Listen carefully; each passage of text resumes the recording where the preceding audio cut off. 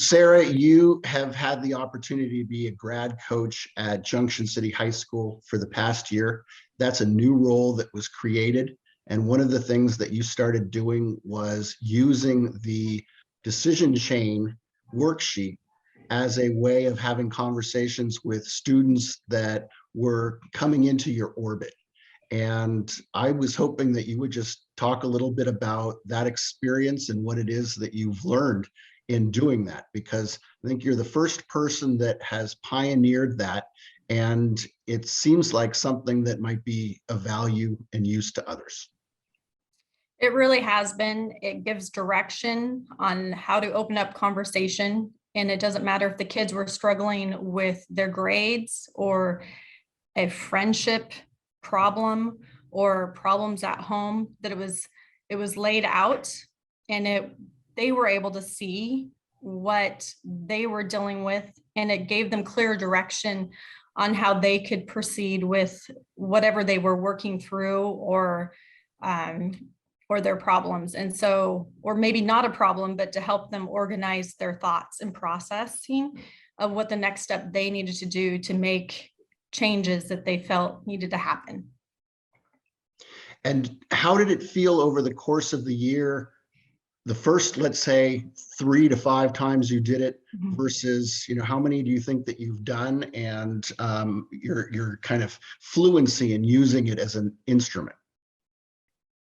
I think that they were able to go back. Like, their original goal was to just try to barely pass a class to get 60%. And then it was, oh, you made 60%, now I can get a C. And for them, they even felt better about themselves. They felt successful to be able to pull out the original paperwork that we saw at the beginning of the year to now, that even their self-esteem, they felt better, and they felt like they could continue to move on. And even looking forward, especially with my freshman class, to move forward to the next year, and just even watching their confidence be built up, to seeing how they have progressed. And it's something they could look back on also. So through the process, they felt like they had ownership, and it was something that you kept and came back to. Yeah.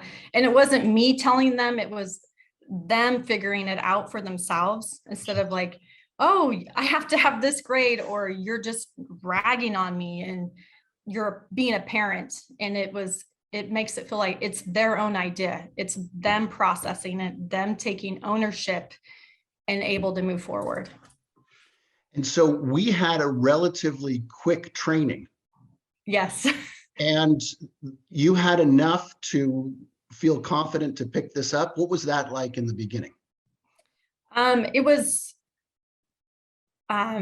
really smooth. I think that it's very clear, the directions, the paperwork, the folder to hand them, and just to ask them the question and then ask them to write, or for me, sometimes it was draw a picture of what you want in this paragraph, or in this area, what's going on. And it really flowed, and it really helped me to understand some of their needs that came out during that time, and how to open up doors for them to be successful, or to give them options. And is there anything that would help you, or would have helped you? How can this be improved? I think that if more teachers implemented this with their students, so then a student could have it already filled out and to bring it in, or a teacher could see, oh, this is what a student is going through, but it helps them through a mental process on how to break down things so that they can understand. I was trying to think, so they can understand what they're going through and how to help solve problems, or not necessarily problems, but just situations of, where do I want to go with this? And what do I want next, and what they value. And I think that you did see the conversations for clarity, which Yes. is more complex than just having that straight worksheet. The worksheet is a better way to start with kids, is it not? Yes. And you were having the kids actually fill them out themselves as Yes, opposed to you taking the notes. right, So you said that I could take a look at some of the ones that were created. That would be in the handwriting of the students then. right. And you keep the form afterwards as a record of a conversation that happened so that you can, help them remember what they were saying. Mhm. Now, Correct. um, it also sounded like, let's say in the best cases, that the conversation, the process of getting it down on paper actually held themselves to their own account. Mhm. And is it true that they were more likely to look back and see that they've improved from the past as opposed to a conversation where it's like, well, you're not holding your own? Yeah. Yes. So that, I mean, you told me more in that story than I was aware of, and that sounds very powerful. And it's just been it's been an easier format for me to help them, because for them they just feel like I'm another teacher, you're another parent.